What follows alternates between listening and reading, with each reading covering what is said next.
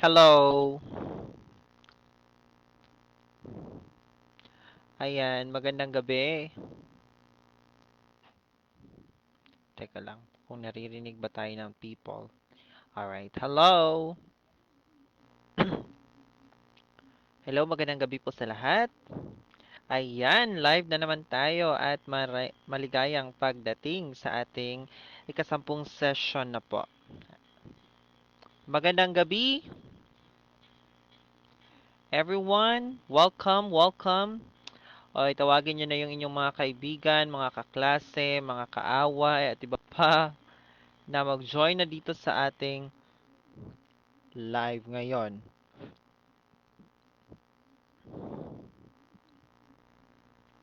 Dahil ngayon ay May na at ilang buwan na lamang, September let na naman. Ayan. Again, maligayang pagdating po. Na-miss ko po kayo. Kumusta po kayo? Kumusta po ang lahat? Maligayang pagdating po. Ayan. Hello everybody! Good evening, good evening, good evening. Ayan.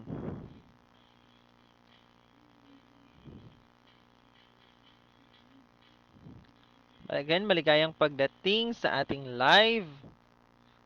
Pumarito na kayo.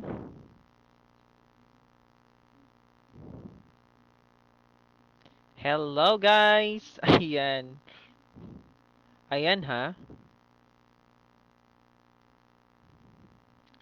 Okay. Kumusta po kayo?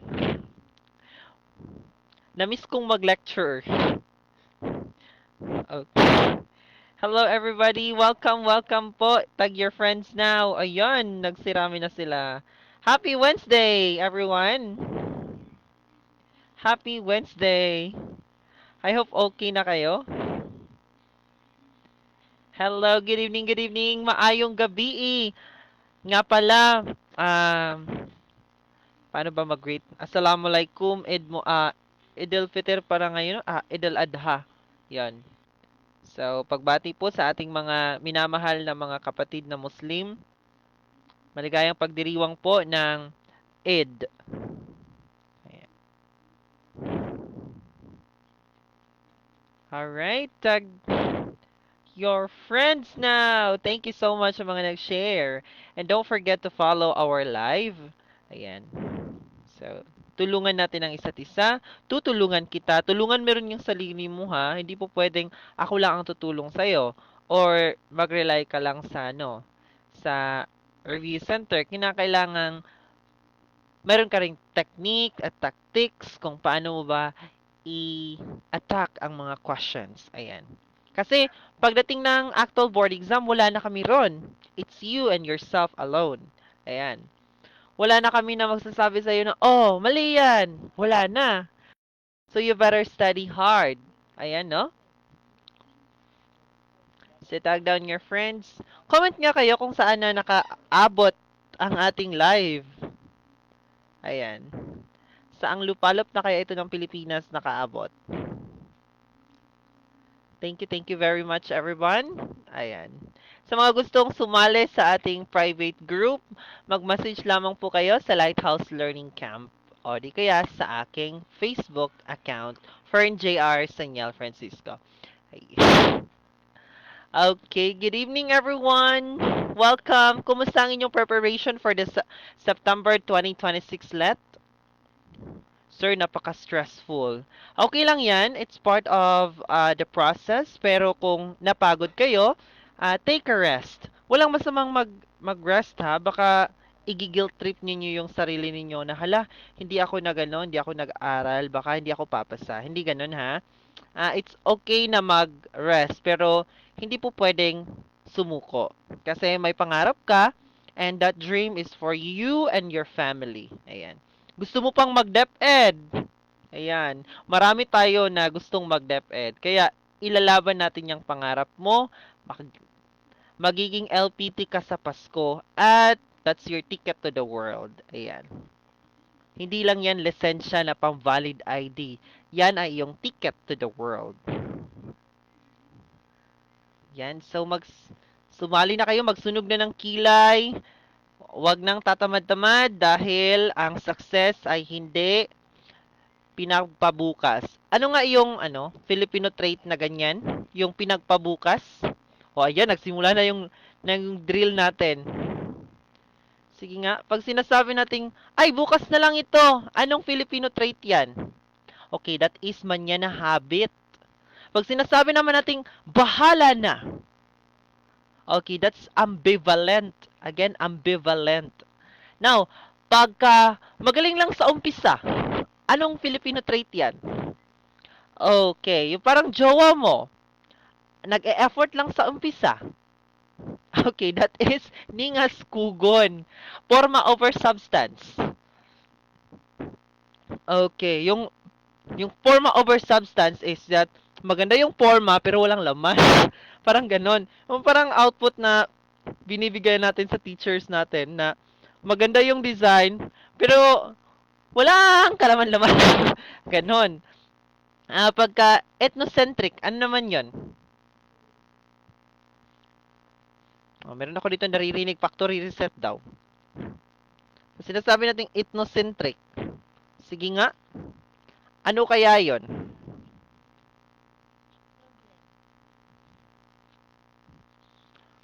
That will be your assignment? Okay. Sige nga. Comment down your answers. Pag sinasabi natin ethnocentric, okay, superior. Superior. Ako lang, ako. Pag xenocentric naman, kaluluoy, kung sa Bisaya pa, kaluluoy, o parang kawawang-kawawa, o yung mababang-mababa naman yung pagtingin mo. Pag sinasabi naman nating remedyo attitude, ayan, tayo yan mga Pilipino, remedyo attitude, yung sirang-sira na, hahanapan pa ng paraan para magamit. And cheerful, okay. Kilalang kilala tayong mga Pilipino na cheerful. Ayan, no? We're so very, kahit na bumabagyo na, binabaha na, nakasmile pa rin. Ayan.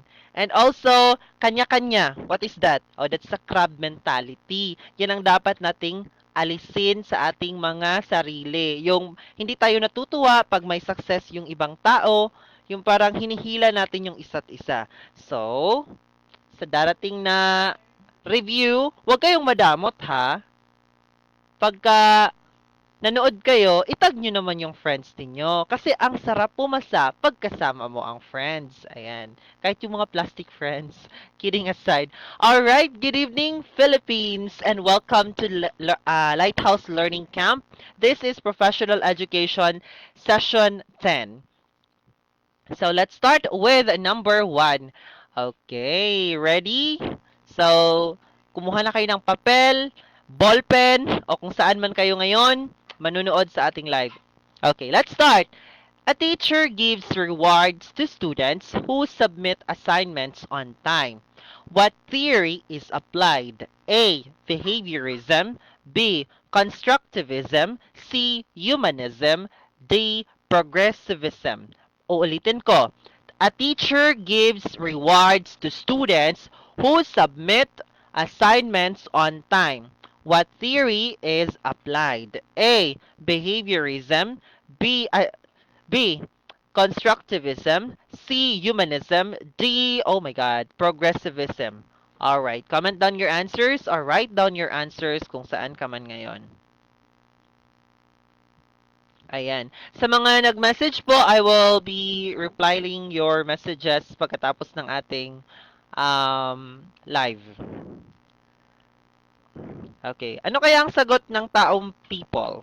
Taong people. ng people of the town.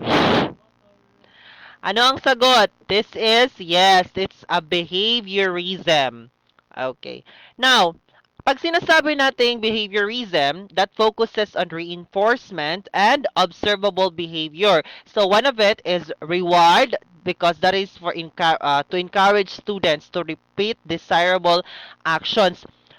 'Di ba pag may binibigay tayong reward sa ating mga estudyante, hindi ba nagaganahan sila? Yung hindi lang puro letanya yung binibigay natin sa kanila, puro punishments, kapag ka na-appreciate natin yung bata, mas nagaganahan sila. Mas gustong-gusto nila na gumawa ng activities, mag-participate ng inyong klase. Next, bakit hindi constructivism? Ano ba si constructivism? Okay, si constructivism, nag-e-emphasize ito sa learning through experience. One of it is discovery, not reward. So, meaning to say, um, yung learning na nakukuha is through experience and through discovery. Next, si humanism. Ano ba yung kanyang focus? Self-development. Again, si humanism focuses on self-development and personal growth. And si progressivism, from the word itself, progress, meaning to say experiential and student learning centered. Student-centered learning. Again, pag sinasabi nating behaviorism, that focuses on, okay, about the behavior. Sino nga ang proponent ng behaviorism? Sige nga. Sino ang proponent ng behaviorism? That's, okay, si Watson. Now, pag sinasabi nating constructivism, okay, it's about learning through experience or discovery learning. Now, pag humanism naman, it focuses on self-development and personal growth. Pag sinasabi naman nating progressivism, it's about experiential and student learning, student-centered learning. Next, number 2. Teacher Lina allows students to perform experiments. Good evening, Ma'am Rayan. Ayan, naka-join ka na din. Again, number 2. Teacher Lina allows students to perform experiments to discover scientific concepts. Which method is used? Lecture method, discovery learning, memorization, or drill method. Tingnan mabuti. Si Teacher Lina daw allows her students to perform experiments to discover scientific concepts. Anong method ng kanyang teaching ang ginamit? Is it lecture method, discovery learning, memorization, or drill method? Comment down your answers. Ayan.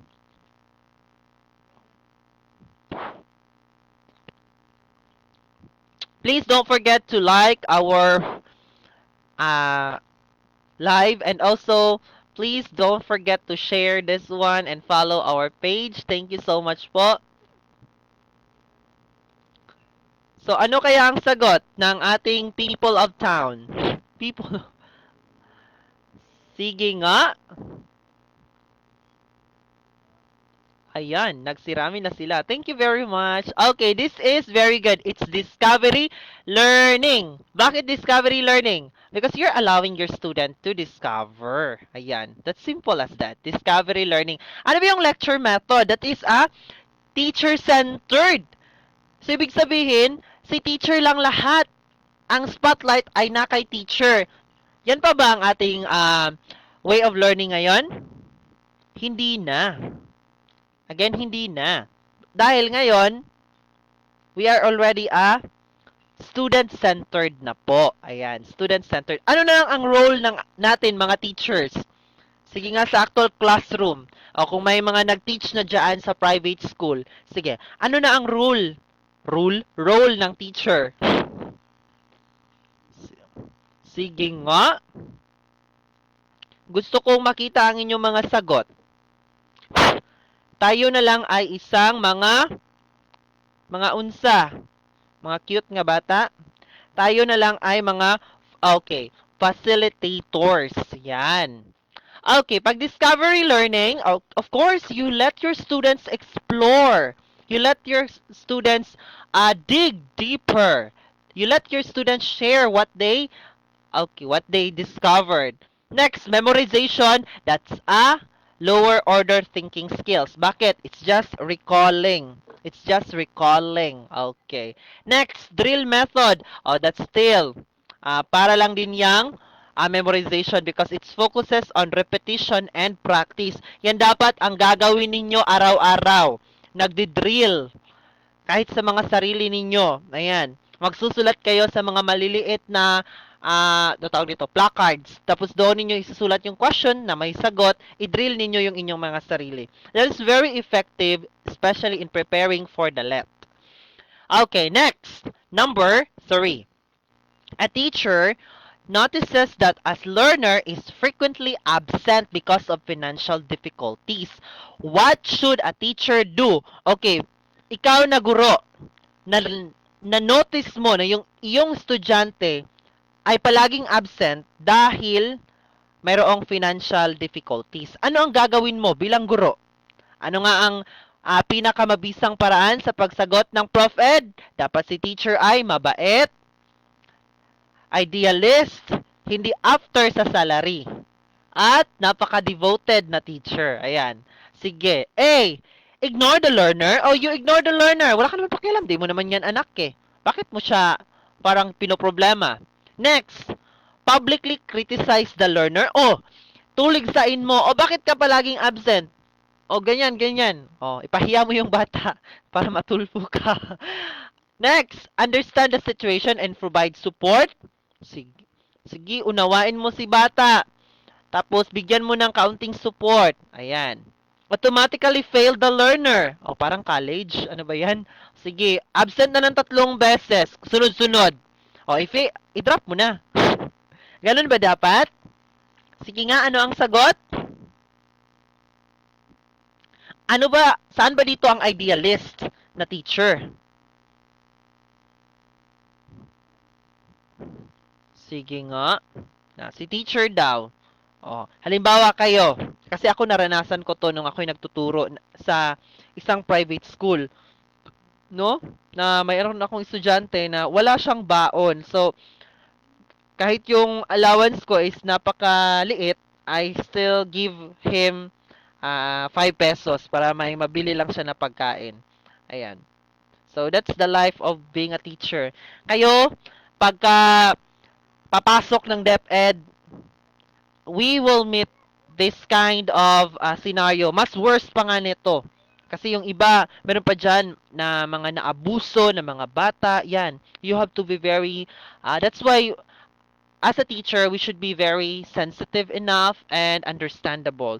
Alam kong mahirap. Mahirap talaga maging teacher, mga langging, sa totoo lang. Napakahirap. No? So, yeah, laban lang kasi pinili natin ito. Teaching is a vocation. Yan, ika nga. Okay, the answer for this is, uy, sorry. Ang sagot ng ating taong bayan ay letter C. And you got the correct answer. Palakpakan ng mga sarili. Ayan. So, dapat si teacher ay maunawain. Ngayon, di ba meron na tayong ADM? Ano nga yung ADM? Ano ibig sabihin ng ADM? Sige, people of the world. Sagot, taong bayan. Pag sinasabi nating ADM, anong ibig sabihin nun? Sige nga. Sige nga. That is alternative delivery mode. That's alternative delivery mode. Ibig sabihin, pag si student, halimbawa, malayo yung kanyang bahay, na maglalakad pa siya ng ilang kilometro. Anong gagawin ni teacher? Okay, mayroong session na magmo-module na lang si student. Ang gagawin ni teacher, bibisitahin niya.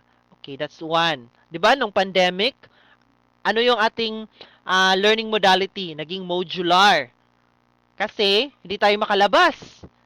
Hindi naman po pwedeng magkaroon ng academic freezing. Ibig sabihin, wala munang klase kasi nga may pandemya. So, learning is continuous, ika nga. So, anong ginawa ng DepEd? Okay, we shift from face-to-face to modular, hybrid learning.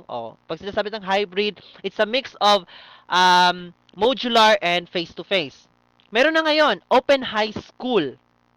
Ano naman yung open high school? Isa pa yan. Sige nga. Ano naman yung open high school? Para saan naman ito? Sige. Para saan naman ang open high school?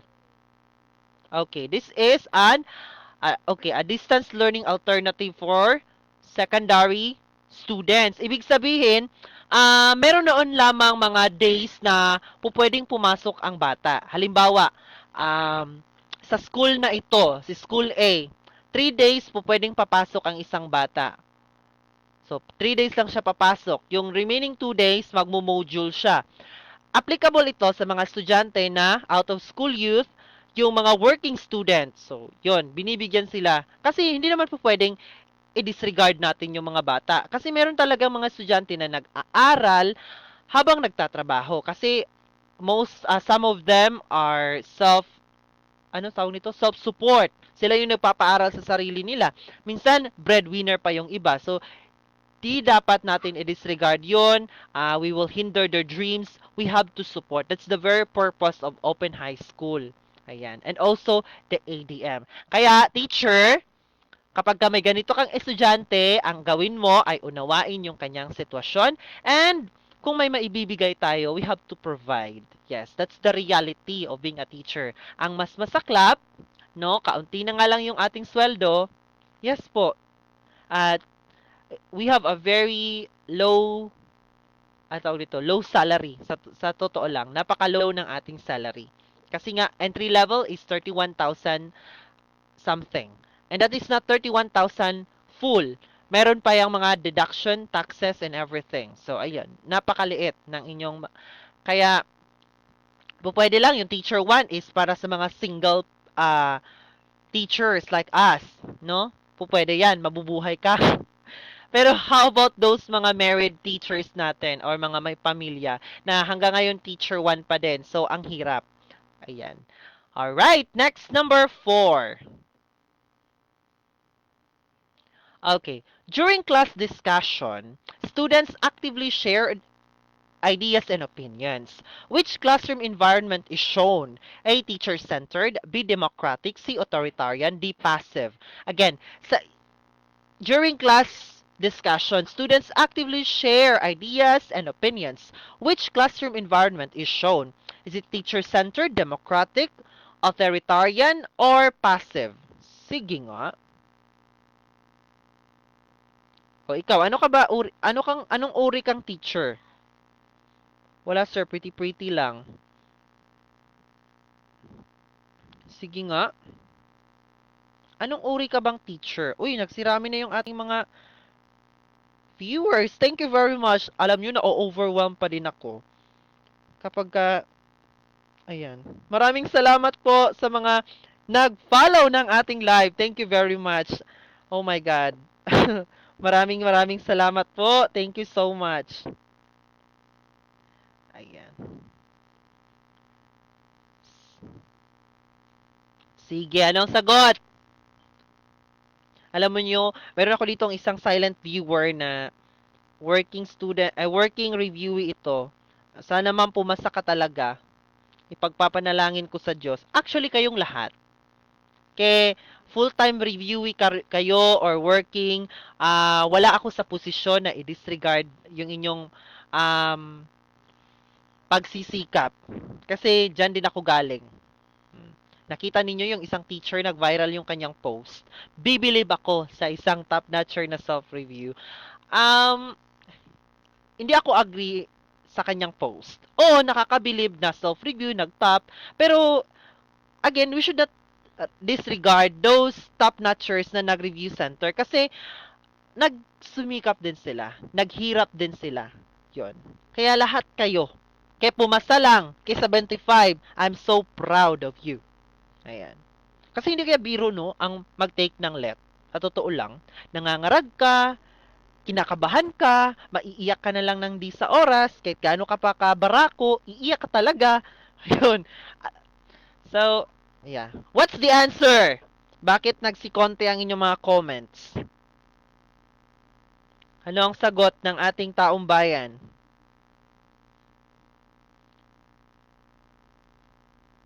Sige nga. Okay, this is, si teacher ay isang democratic. Again, si teacher ay isang democratic. Pagka ikaw teacher, you let your students share their opinions, you let their students share what they feel, what they can speak without judgment, you listen and you don't judge, your discussion is really nice. Is really what do you call this? It's very lively, kumbaga.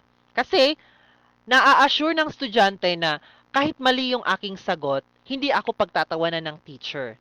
Kahit mali yung aking sagot, hindi ako i-judge ni teacher. Yes, we have to correct in a good manner. Kasi merong mga teacher na, ay, hindi ko sasabihin, yung bagang pag mali, magagalit yung teacher, hindi naman ganon. Kasi no, the purpose why they're in school is for them to learn. Ngayon, kapag ka magagalit ka, na nagtanong or nagkamali yung bata, ay ambot sa ato. So, hindi ganon. Dapat, we encourage them. Kahit mali, we will correct. That's it. Hindi yung papagalitan. Kasi dati, no, pag sasabihin, any questions? O kahit di mo naintindihan, mag-yes ka na lang. Kasi pag nagsabi ka ng no, pagkakalitan ka ng teacher. Ewan ko ba, bakit ganun yung mga teacher natin? O, naranasan ko yan. Kaya, kahit di ko naintindihan yung lesson, magsasabi na lang ako na, yes, ma'am. Kasi yung teacher namin, bakit hindi mo naintindihan? Hindi ka nakinig, ano? Yung ganun. So, ngayon na ako nagtuturo, I always ensure na yung mga bata, naintindihan nila yung lesson. Sasabihin ko, naintindihan. Kapag hindi sumagot ng no or yes, pag sabi lang yes, then we will test kung naintindihan talaga. Magtanong ka. Diyan mo malalaman kung yung inyong pag-discuss is naintindihan ba talaga. Dahil kapag ka nakakasagot yan, matik, nakikinig yan. Pag hindi nakakasagot, o dyan, nakabahan ka na. Okay. So, dapat si teacher ay very good, democratic. Now, pag sinasabi nating teacher-centered o yung spotlight na kay teacher lang lahat, limitado yung student participation. Kasi si teacher yung nag-feed ng information. Wala masyadong feedbacking. So, pwede pa ba ito ngayon? Hindi na. Kasi nga, tayo ay student-centered na. Democratic, of course, you let your student speaks freely, participates freely, express who they are. Ayan. Pagka-authoritario naman, so ibig sabihin, yung environment control ni teacher, napaka-stricta mo, para tayong nasa 80s nito, 90s, 70s, ganon. Yung mga teacher natin, napaka-authoritarian. Ako ang masusunod. Ganun ba dapat? Hindi naman po. Okay. Passive. Okay. Passive learning involves little student interaction. Oh, ito pa din ay teacher-centered. Bakit? Yung spotlight na kay teacher pa rin lahat. Kakaunti lang yung interaction ng estudyante. Pupwede ba yan ngayon? Hindi. Bakit? Tayo ay learner-centered na po. Ayan. Next question. A teacher asks questions that requires analysis and evaluation. Which thinking skills is developed? Again, a teacher asks questions that require analysis and evaluation. Which thinking skill is developed? A. Sana yon. Rote memorization. B. Critical thinking. C. Observation only. D. Passive learning. Again, pagka daw ni-require ang analysis and evaluation, nag-analyze at nag-evaluate, anong skills ang na-develop?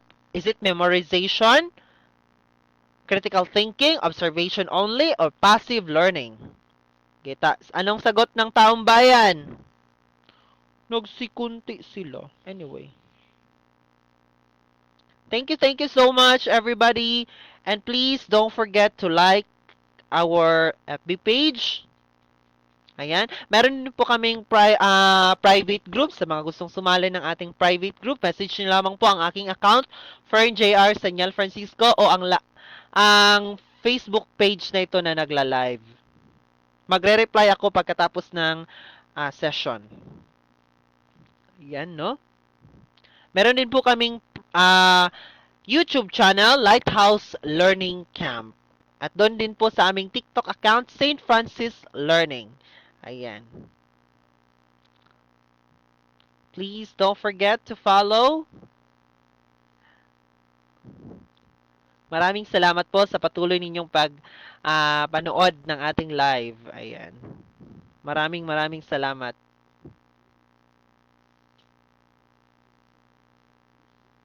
Opo, letter B ang sagot ng ating taong bayan. Tama kaya kayo? O di kaya kayo'y mabokya? Wag naman. Okay, tama ang inyong sagot dahil dyan, pasado! That's correct. It's critical thinking. Pagka si teacher, yung kanyang tanong, nagre-require ng analysis at saka evaluation na de-develop dyan yung critical thinking ng bata. Ayan. Next! Number 6. Teacher Ben uses visual aids. Sorry. Teacher Ben uses visual aid, audio recordings, and hands-on activities in class. Which principle is applied? A. Learning is passive. B. Learning uses multiple senses. C. Learning depends only on IQ. D. Learning is purely verbal. Again, Teacher Ben uses visual aid, audio recordings, and hands-on activities in class. Which principle is applied? A. Learning is passive. B. Learning uses multiple senses. C. Learning depends only on IQ. D. Learning is purely verbal. Good evening everyone! Sa mga gustong sumali again ng ating private group, mag-message lamang po kayo sa ating Facebook page.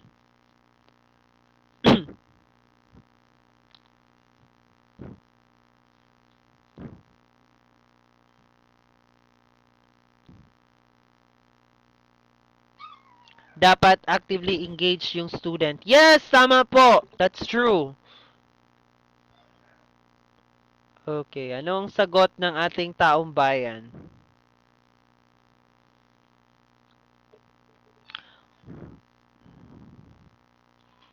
This is letter. Okay, it's letter B. Learning uses multiple senses. Kaya nga, dapat yung iyong lesson ay hindi lamang nag-stick to one. Ano ba yung stick to one? Isa lang. Hindi diverse. 'Di ba? Nung nag-aaral tayo ng ating education degree, sa tuwing magde-demo tayo, nire-require tayo ng tatlong activity, differentiated activity. Ano ang purpose nun? Ano bang pinaka-purpose? Bakit magpo-provide talaga tayo ng tatlong activities? Pwede namang dalawa, pwede namang isa. Bakit nire-require tayo? Ito ang pag-uusapan namin bukas sa aming NSET. Meron kaming NSET bukas para sa shifting ng bagong curriculum, yung trimester. So, aarangkada na talaga ngayong June 8. So, sa mga private school teachers and mga public school teachers natin, good luck. Kayo na mga reviewees na nanonood dyan, kung nagtuturo kayo, ayan, good luck sa atin. Okay. Sige nga, bakit ba kinakailangan na ang learning nag-use ng multiple senses? Ano ba yung mga senses? We have the hearing, the taste, the touch, the viewing, and what else? The smelling. Okay. Kasi, iba-iba yung style ng mga estudyante. Iba-iba yung trip ng mga estudyante. May mga estudyante na mas gusto na visual, may nakikita. May mga estudyante na yung sa auditory, so nakikinig lang siya, nakakaintindi siya. Hindi naman po pwedeng si teacher nagsasalita lang lagi. Kasi gaya ng sabi ko, may mga estudyante na gustong may makikitang picture. May mga estudyante na gustong makakakita ng yung mga real life objects, yung regalia. So, mas natututo sila kung ganon. So, dapat ikaw teacher, ayan, flexible. Yung iyong discussion uses different multiple senses. Hindi po pwedeng nakaupo lagi si bata. Po pwedeng may pakanta-kanta. Kasi yung mga estudyante, may mga estudyante na gustong kumanta-kanta para mawala yung kanilang boredoms. Ano pa? Again, may makitang picture para naman mas ma-imagine ng bata. Ganito pala. Pag sinasabi natin, pagpatapon kay Rizal sa dapitan, walang picture ng dapitan. Paano ngayon mai-imagine ng bata? So, baka yung ma-imagine ng bata yung dapitan ay parang parang sci-fi movie. Ganon. So, dapat meron silang makikita para mas maintindihan nila yung inyong lesson. Okay. So, passive, incorrect. Bakit? Students are actively engaged through various materials. Next. Um, learning depends only in IQ. IQ lang ba lahat? Wala ba tayong EQ? Ano yun, Sir Diaper? Hindi. Emotional quotient. Oh, ah, learning is purely verbal. Pagsasalita lang daw yung learning. Is it? No, it's not. Okay. Next one, number 7. Excuse me, nanakit na yung lalamunan ko. Alright, let's continue. Number 7. A teacher gives pre-test before starting a lesson. What is the purpose? A. To assign grades immediately. B. To determine prior knowledge. C. To punish students. D. To complete school requirements only. Be careful of the word only. Kasi napaka-powerful ng mga salitang only, at least, the best, except. Ayan, be careful of that words kasi napaka-powerful yan. Pupwede kang linlangin dahil lang sa salitang yan. Kaya naman, dapat matanglawin. Okay. Again, a teacher gives pre-test before starting a lesson. What is the purpose? A. To assign grades immediately, agad-agad. To determine prior knowledge. To punish students. To complete school requirements only. Ayan, ha? Oh, bakit kaunti lang yung nanood galing private group? Baka busy yung iba. Anyway. Sige nga, ano ang sagot ng ating tao? Takbo akong senador, boto nyo ako. Joke lang. Hindi tayo papasok sa napakagulong politika ngayon, Diyos ko Lord. Hindi ko na maintindihan kung Pilipinas pa ba ito or ano na. Diyos ko, nakakalungkot na imbis na mag-focus sa mga batas na pwedeng pakinabangan ng bawat Pilipino. So, ayan, nakatuon sila sa pampolitika. Nakakalungkot. So, ano ang sagot ng ating people? That is to determine prior knowledge. Isang purpose pa, bakit dapat magkakaroon ng pre-test? That is also to determine their weaknesses and strength. Diyan mo maa-adjust yung inyong lesson.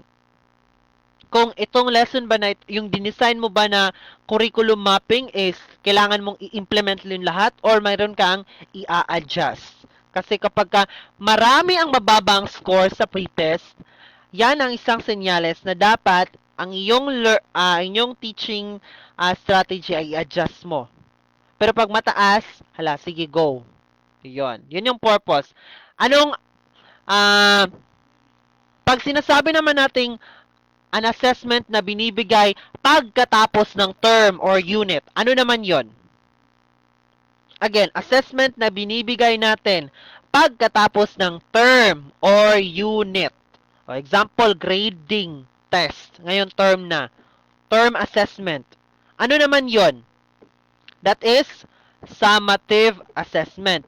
Pagka yung binibigay natin during instruction. Again, during instruction. Yan naman ay, formative assessment. Alright.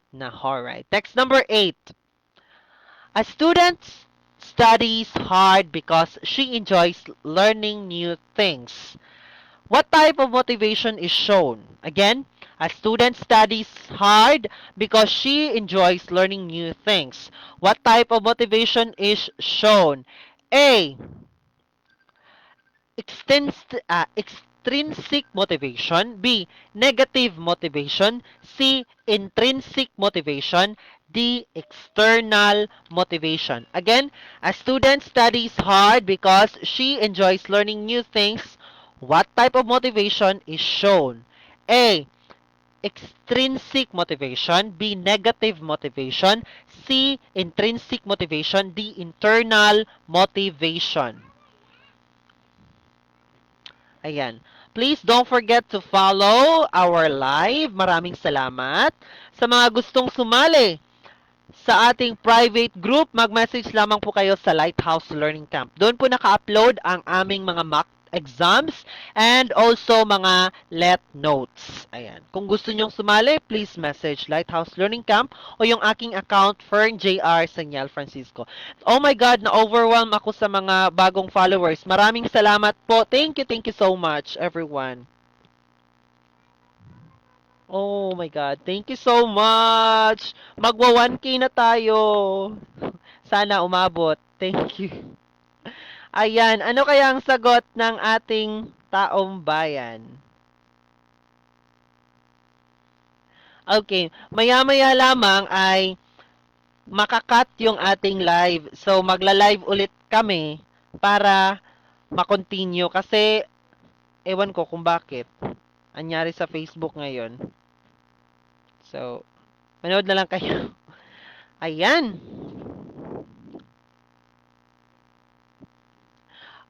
Oh my God. Teka lang. Nasa private group ko ito. Nasa private group yung ating mga notes. Lahat ng notes nasa private group. Kaya ano ang sagot? This is a intrinsic motivation. Again, yan po ay intrinsic motivation. Ano ba yung extrinsic motivation? Alam nyo, nung lumabas ang question na ito sa mock board namin, talagang nagulantang ako. Meron pala ganito. Hindi ko ito na, hindi ko ito na, ang tawag nito, yung sa Bisaya pa, natagbuan. Nakita. Ano ba yan? Nadatnan. Nung ako'y nag-aaral ng eduk. Hindi ko nadatnan ang mga salitang ito. Okay, now we will ratio. Pag sinasabi nating extrinsic motivation, the motivation comes from rewards or punishments. Again, si extrinsic motivation comes from rewards or punishment. Halimbawa, sasabihin mo, pag wala kayong assignment, zero ang lahat. So, ano ang mangyayari? Gagawa ng assignment ang mga bata. Bakit? Ay, matatakot, mazizero ba naman silang lahat? Okay. That is an extrinsic motivation. Isa pa, pag naka-perfect kayong lahat, okay, meron kayong reward sa akin, or plus 5 ang lahat. So, that is, okay, that is external. Yeah, that's correct, Ma'am Rayan. External. Now, pag sinasabi nating negative motivation, it involves fear and avoidance. Again, nag-i-involve ito ng takot at saka pag-iwas ng mga bata. So, hindi po pwede yan. Yan ang motivation na hindi po pwede. Next, intrinsic motivation, of course, that's for personal. Halimbawa, mag-aaral ako kasi natutuwa ako na magka-high score. Ayan. So, that's an intrinsic motivation. Mag-aaral ako kasi na-enjoy ko yung pag-aaral.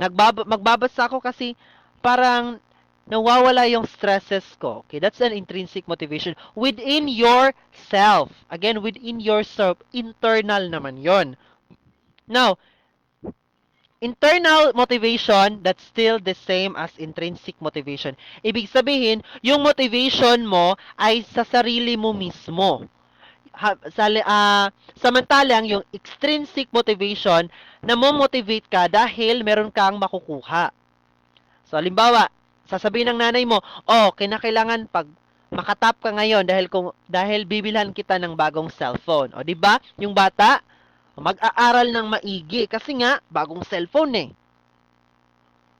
Bibilhan kita ng bagong Chanel na bag, sana all. So, si bata, mag-aaral talaga yan ng mainam kasi ay Chanel na yon, luxury bag. 'Di ba? Mag-aaral ka ng mabuti, papayagan kitang gumala tuwing weekdays. Weekends pala, sorry, weekends. That is okay, extrinsic motivation. Again, namo-motivate ka dahil mayroon kang reward, or punishment na nakukuha. Ayan. Pag sinasabi natin intrinsic motivation, the motivation is within yourself. Personal enjoyment or satisfaction. Next, a teacher groups fast and slow learners together during activities.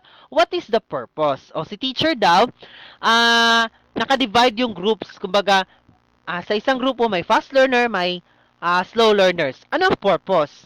A. Increase competition. B. Promote cooperative learning. C. Embarrass slow learner. D. Separate learners permanently. Again, a teacher groups fast and slow learners together during activities. What is the purpose? A. Increase competition. B. Promote cooperative learning. C. Embarrass slow learners. D. Separate learning permanently. Sige nga. Thank you sa ating mga bagong followers. I love you all. Thank you so much. Ayan. Pagka aabot tayo ng 2K, mamimigay ako ng load sa ating mga reviewees. Pag aabot tayo ng 2K, yan yung pasasalamat ko sa inyo. Ayan. Malayo pa. Pero anyway, I'm very thankful, no? Kasi alam nyo, ang page na ito ay nagsimula lamang sa 65 followers. Kaya hindi ako makapag-live kasi nga ang require ni Facebook is 100 followers. Hindi ko akalain na umabot na ng 400. So maraming salamat. Maraming salamat. Nagsimula ako na 4 lang ang aking mga reviewees sa private group. Ngayon, dumami na sila. Thank you so much po. Nagsimula ako na ang viewers ko ay 3, 1, ganun lang. Ngayon, nasa 20.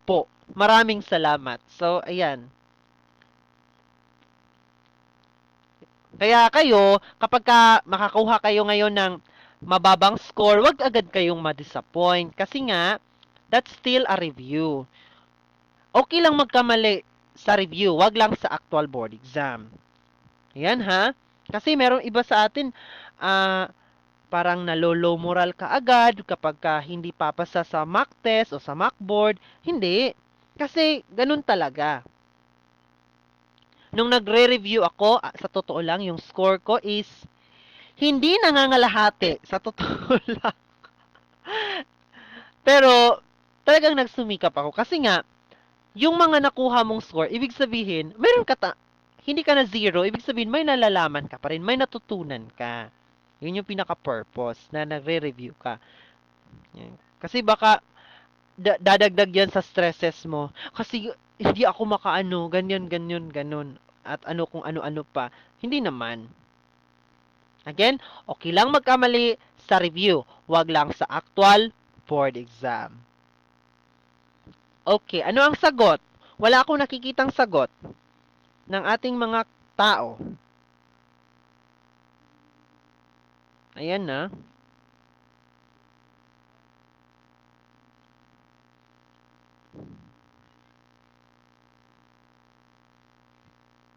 Ayan ha. Sige nga. Okay, this is letter. Anong letra kaya ito?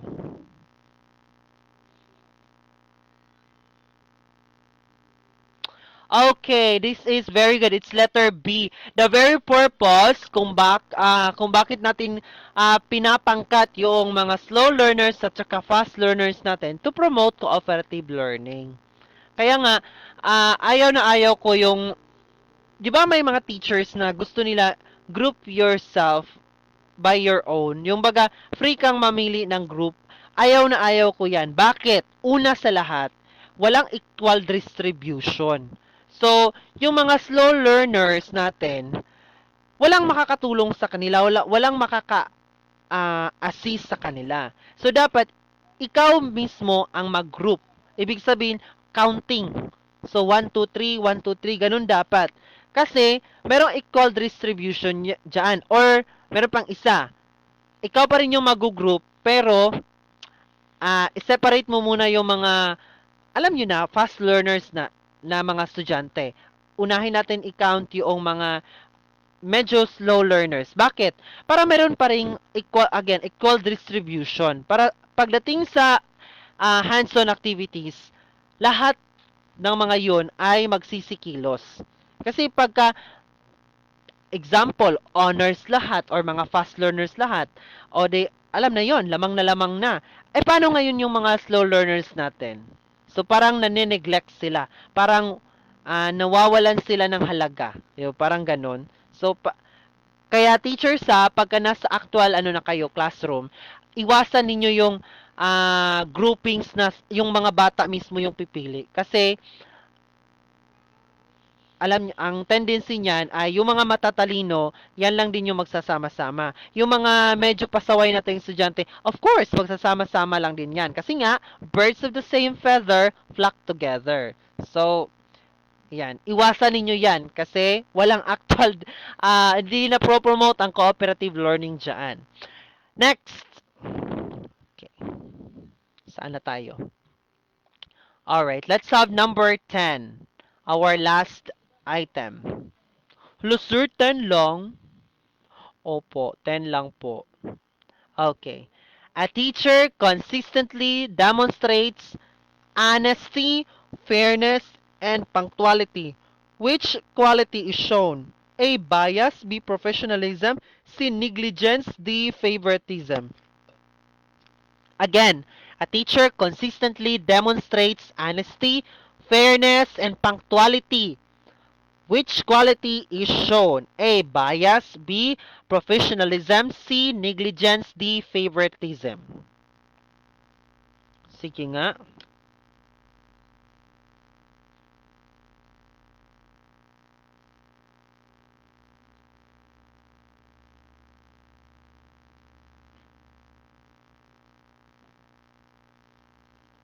Ano ang sagot? Ba, ang galing. Ang gagaling nila. Oh my God. Ayan. Ang galing. Hala, siguro magta-top notcher ang mga tao. Ayan. Uy, matutuwa talaga ako. Basta promise mo sa akin, huwag ka nang babalik. Ayoko na makita yung pagmumukha mo next season. Please lang. Ito si Ma'am Rayan, ayoko na makita ang pagmumukha nito next season. Si Ma'am Crizel, ayoko na rin makita yung pagmumukha mo. Si Sir, bakit Latogi ang name mo? Ayoko na rin makita yung pagmumukha mo. Bakit? Kasi magiging LPT ka na. Ayan. Gusto ko nang hihiwalayan ko kaagad kayo. O kayo kaagad ang maghihiwalay sa akin. O, si Ma'am Gian din. Ayoko na rin makita ang pagmumukha nito. Kasi nga, pasado na. Of course. Pero pag aalis kayo may ipapalit kayo dyan sa mga slots ninyo. Palitan ninyo yung pwesto nyo. Sabihin mo, ikaw naman. Tapos na ako, ikaw naman. Okay ba yon? Okay. Okay, wala kayong magawa. Alright. Yes, LPT does. Bigay ko sa inyo yan. Shh. Ayan. Of course. Magiging LPT kayo sa Pasko. Kayo naman yung magkakaroon ng yung video na, hey now, hey now. Ayun. Alam nyo, yung, third year yata ako noon. Tapos may mga pumasa. May music na ganyan. Sabi ko, pagka pumasa ako, yan talaga yung gagawin kong music. Ginawa ko talaga. Yun yung background ko nung pumasa ako. So, yun. Yes, alam nyo, I'm always praying to all of you. Yes, I'm always praying to all of you. I never forget na mag-pray na, Lord, bless all the reviewees. Ayan. Hindi ko man kayo kilala, dahil kayo lang nakakilala sa akin, but I'm always praying to all of you.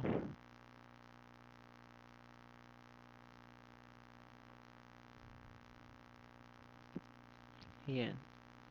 Okay. The answer is very good. It's professionalism. Okay, yan dapat ang ini-embody nating mga guro. Dapat We have the honesty, the fairness, and the punctuality. Okay. Dapat si teacher hindi bias. Ano ba yung bias? O, mayroong pinapaboran. Hindi po pwede yan. Negligence. Ano naman to? Tangahan. Tangi A si teacher. Hindi po pwede yan. Favoritism. Bawal na bawal din. Yung baga, ay ito anak ng mayaman, binibigyan ako lagi ng ng luxury bags. So 96 sa akin to. Hindi po pwede yan ha. Alam nyo, kapag kaya may namimigay sa akin, kasi may mga estudyante na namimigay ng kung ano-ano, sasabihin ko talaga, may ano ito, may kapalit, o may pabor, yon kasi ayaw ko ma-issue. Kaya nga, every Teacher's Day, sinasabi ko sa mga estudyante ko, just a simple flower or cards, okay na sa akin yan. Huwag na masyadong mag-effort, yung bibili pa talaga ng cake, kung ano-anong iregalo. Yes, I appreciate that, pero ayaw ko kasi ng issue. Yun, ganun ako na teacher. Yung cards, masayang-masaya na ako dyan. Alam nyo, ang dami kong cards na natanggap nung Teacher's Day. Talagang, kinip ko yun. Kasi, parang, pag binabasa ko, nawawala yung stress ko. And, kahit na, parang, lang, yung sulat-sulat lang na parang kilalay-kay pa ng manok. Pero, ewan ko ba, na-appreciate ko yung mga ganong bagay. Hindi ko alam. Bakit? Anyway, so dapat teacher, we always show professionalism. Ito pa, yung nakabikini sa beach. Ayan, di ba? Kilala niyo si Teacher Mikmik? Yung vlogger na teacher, nung nakabikini siya, ay Diyos ko, pinutakte siya ng bashing. Alam nyo, ganito kasi yan. Sa atin kasing code of ethics, nakasaad doon na we have to maintain professionalism at all time. So, kahit na sa labas ka ng eskwelahan, o kahit nasa bahay ka pa, teacher ka pa din. Kaya nga, we have to maintain professionalism. Hindi po pwedeng pakalat-kalat. Yun. Hindi po pwedeng mag-short ka na lang bigla-bigla dyan. Mag-bikini ka na lang. Hindi po pwede. Kasi, iba yung ating path na nilalakaran. Role model tayo. When we speak, the learners listen. When we act, the learners follow. Kasi role model tayo. Kaya nga, para tayong monarch. Yun yung nafe-feel ko. Alam niyo yung monarch, yung kings and queen, di ba hindi sila po pwedeng magsuot ng kung ano-ano? They have royal protocols. Kasi nga, they are the figure, they're the head, they're the image of the country. Ganun din ang teacher. Ikaw ay image ng school. Ikaw ay role model. Wala kang freedom na magsuot ng kung ano-ano. Kahit pa sabihin mo, hindi na ba talaga kami po pwedeng ganito, ganyan? Kasi nga, teacher tayo. Yan po ang pinakamasakit na katotohanan. Hindi tayo free na magbikini, na tulad ng mga models dyan. Hindi na yan natin po pwedeng gawin. Kasi, what we do, our students follow. Yan yung reality. When we speak, they listen. That's the reality. Kaya, we have to, again, maintain the word professionalism. Kahit yung pagsalita natin, mapupuna tayo dyan. Kahit yung comments natin. Alam nyo dati, I'm very, very vocal of my political bets. Pero ngayon na naging license ako, na nag-practice na ako ng teaching, wala na. Tinigil ko lahat yon. Kasi nga, ayoko maging cause ng, imbis na tayo mga teacher yung parang cause ng unity, tayo pa yung magiging dahilan ng division. So, ayokong mangyari yan. Kasi nga, ang gulo-gulo na ng politika ngayon, Diyos ko Lord. So, kaya, tinigil ko lahat yon. Wala. Pero meron akong political bias. At marami akong ideas when it comes to politics. Pero, hindi ko yon publicize. Bakit? Kasi nga, ayokong maging rason ng division. Ayokong magiging rason kasi hindi lahat sa inyo dyan agree sa political view ko. Agree sa political bet ko kasi iba-iba tayo. Kaya yon. So that's one thing. Pero hindi ibig sabihin nun, hindi tayo magsasalita tungkol sa kabulastugan sa gobyerno. Iba na naman yon. Ang sinasabi lang sa ating code of ethics, we should not promote any political candidates. Pero hindi nakasaad doon sa ating Code of Ethics that we should not condemn the corruption happen in the government. Yan. Pwede ka pa rin magsalita, pero wala kang political party na dinadala. Kaya nga, naiintindihan ko na ngayon kung bakit dapat yung nasa government is ano tawag nito, non-partisan. Hindi ibig sabihin nun na wala silang karapatang magsalita tungkol sa gobyerno. They have, because this is a democratic country. But, wala tayong party na pinapanigan. Kumbaga, neutral tayo. So, yan yung ginawa ko ngayon. I will no longer be posting about my political bets. Kasi nga, ayun. So, we have to maintain professionalism at all time. Kahit yung suot mo, Diyos ko Lord. Ayan. Hindi na po pwedeng magbikini ka, teacher, ha? Kasi nga, teacher ka na. Kasi baka mabigyan ka ng card na teacher ka pa naman. O, ako nabigyan na ako ng card na yan. Diyos ko, ang pangit pala. But wala akong magawa.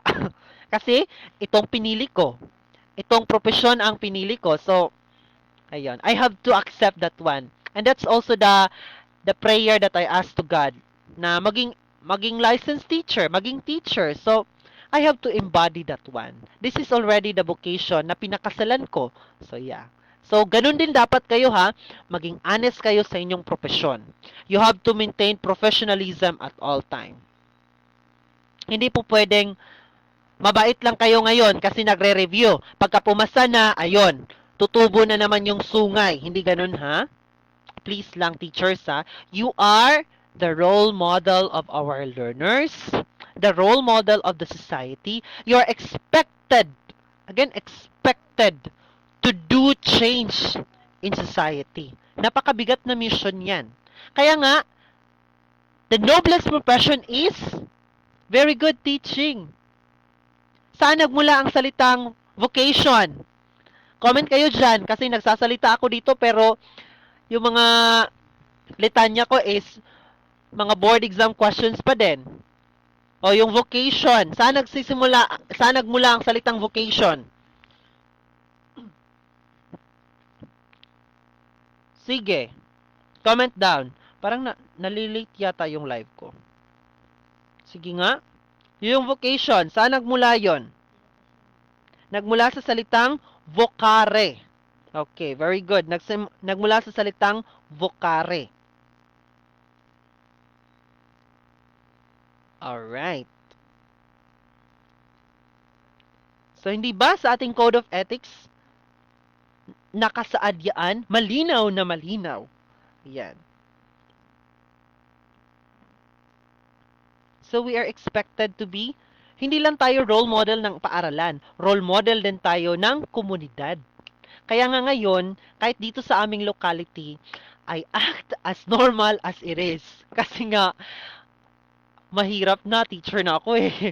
Ganun. Yung mga bata, they are already seeing me as a teacher talaga. So, hindi ko na po pwedeng gawin yung mga bagay na ginagawa ko dati. Yung pagka-marites, of course. Meron pa din, pero binawasan ko na. So, yon. I have to maintain professionalism at all time, at all costs. So, ganun din kayo pag pumasa kayo. Kahit ngayon na hindi pa kayo pumasa, ganun din dapat.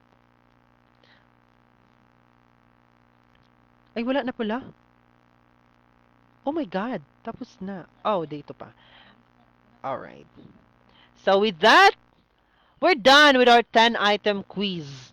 Anyway, we still have some drills. Kaya comment down your answers. Madali ang drills lamang po ito. Kaya ready. Okay.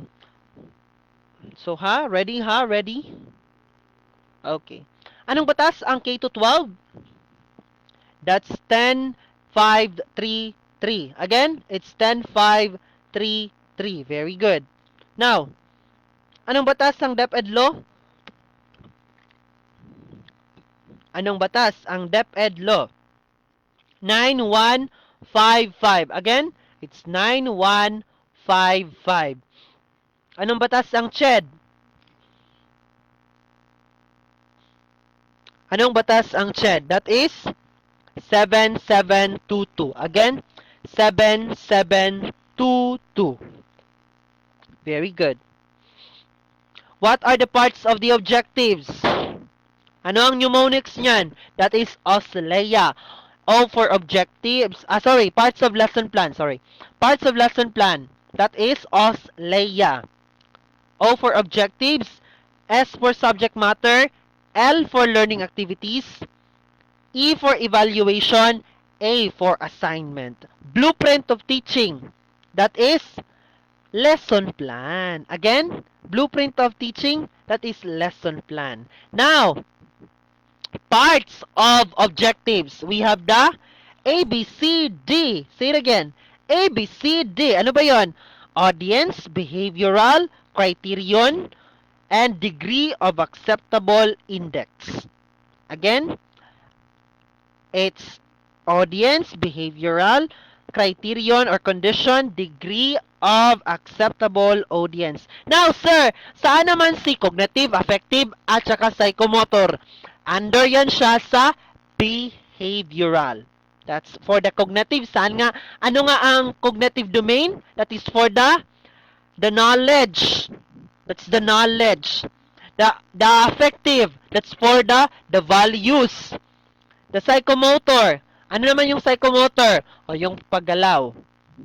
The activities, the performance. Ayan, very good. Now, sino ang proponent ng hierarchy of needs? Sino ang proponent ng hierarchy of needs? That is, okay, Abraham Maslow. Again, Abraham Maslow. Very good. Ang galing ng ating taong bayan. And that's the end of our live. So maraming salamat sa mga nag-join ng ating live. And see you again this Friday, the same time, 8 p.m. pa rin po. Ayan. So sa mga gustong sumali ng ating private group, mag-message lamang po kayo sa ating live Facebook page na ito, Lighthouse Learning Camp, o sa akin sa Fern JR Sanyal Francisco. Sa mga nag-message po, wag ho kayong maiinip, magre-reply po ako kaagad-agad pagkatapos ng live na ito. Okay. So, board exam tips. Okay, ito ang mga hiningi ninyo na hindi ko pa nabigay. Sorry naman po. Medyo busy lang si Sir Fern kasi si Sir Fern ngayon ay ESL teacher at saka private school teacher and lecturer. So, hindi ko kaya. Nag-masters pa ako. So, ayan. Kinakaya ko na lang mag-lecture kasi nga, gusto ko makatulong. Yun. Kasi nag-ano ko nito nag-pledge ako nito sa Diyos. Diyos yung pinangakuan ko at saka kayo. So, kakayanin natin. Anyway, okay. Every time na magre-review kayo, you have to empty your mind. Yan. Empty your mind. You have to restart learning. Next is, of course, you have to pray. Prayer is very powerful. Hindi yan basta ano lang. Yung parang design lang na parang, okay, para bang nakasanayan lang. Hindi. Divine intervention is very important. Next one is cleanse yourselves.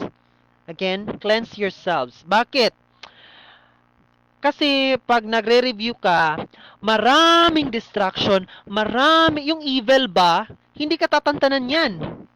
Talagang susubukin yung iyong pasensya, yung iyong katatagan, yung iyong patience financially, emotionally, spiritually, susubukin ka. Kaya dapat you have to cleanse yourself.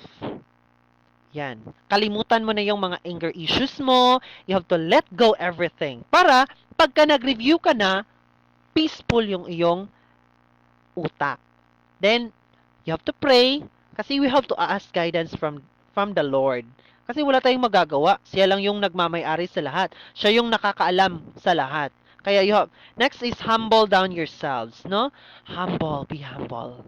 Yan. Kahit ano pa yung narinig mo dyan, meron kang maririnig sa sarili mo mang pamilya, sa ibang tao man, you have to humble yourself. Because that's part of being a professional. Then, make reading as a habit. Again, make reading as a habit. Napakahalaga nito. Simple ito na gawain na magbasa. Pero napakalaking tulong nito pagka nag-take ka ng board exam. Bakit? Once na hobby mo na ang pagbabasa, hindi ka na madaling antukin. Ma-enjoy mo na ang pagbabasa. Ngayon pa lang, magbasa ka na at least 3 pages per day. Again, 3 pages lamang po. Basahin mo talaga. Next, practice answering hard questions and actual board exam questions. Mahalaga ito. Bakit? Para malaman mo kung paano ba i-attack yung mga questions. Yan. Sanayin mo yung iyong sarili na magbasa ng mahahabang questions at mga mahihirap na terms para sa actual board exam. Hindi na ganon ka exhausted. Kasi sa totoo lang, talagang mahirap sa actual board exam. Yung mga sabi-sabi na maiiyak ka, totoo yan. Talagang, there's time na maiiyak ka talaga. Ako, naiyak ako sa aking Prof. Ed. Literal, natumulo yung luha ko. Because it's really hard. So, ngayon pa lang, magbasa ka na. Mag-practice ka na sumagot. Hindi required na talagang mataas na mataas yung score mo. At least, magpa-practice ka. 50 questions a day. Napakalaking tulong na yan. Next is, of course, kung ano man yung mali mo, isulat mo, basahin mo ulit, at i-memorize mo, isaulo mo. Yan. Again, ano-ano yung aking mga tips? First, pray. Pray to God before and after studying. Magsimba ka din. Next, cleanse yourself. Cleanse yourself. Forget, let go, everything. Mga aligut-gut, galit nyo, you have to let it go within your heart and within your mind. Kasi, masarap na peaceful kang mag-review.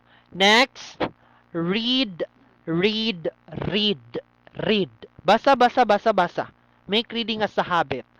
Then, practice answering hard questions and actual board exam questions. Marami niyan sa internet. Then, of course, manood ng drills, na drills ko or kanino mang mga drills dyan. Hindi naman ako ganun kaseloso, no? Kasi may mga ibang board, review centers na hindi pinapayagan yung mga reviewees na manood ng ibang, ako hindi. Kung manood kayo sa ibang reviewer, lecturer, okay lang sa akin. Wala man, hindi naman ako magagalit. Kahit yung aking mga sa private group, okay lang ako. Ayan. Then, ayan. Yun na. 5 lang yon. So, yung 5 yon plus sarili mo equals LPT. Tips sa major tips sa major, especially English.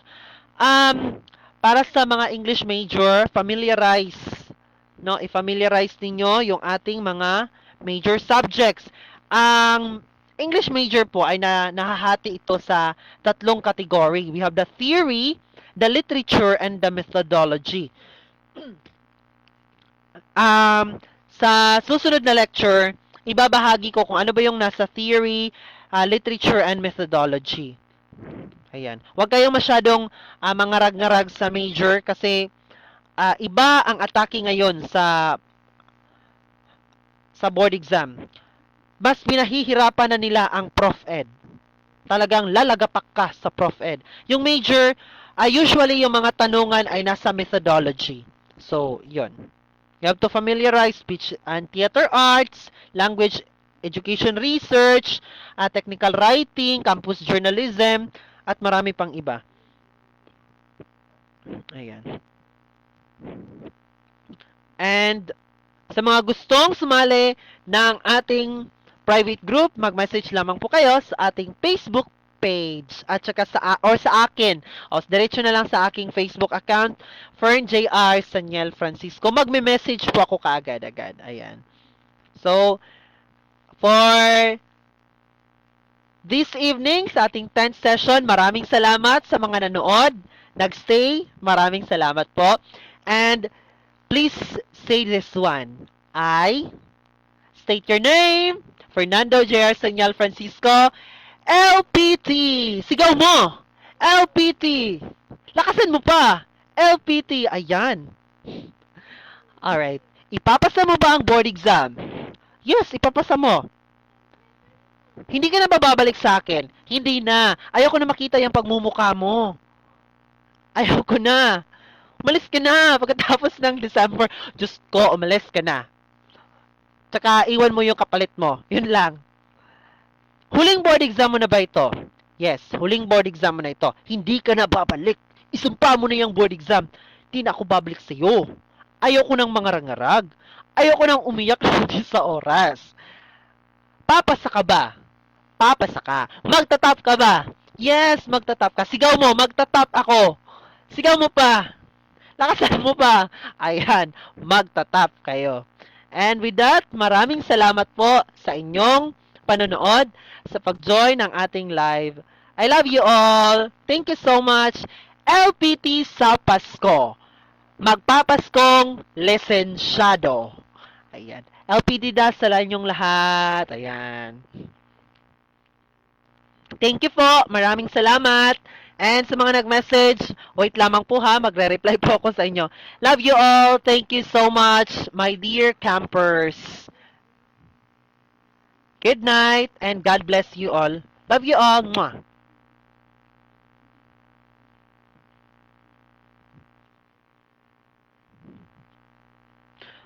Woo! Kasakit sa akong tutulan.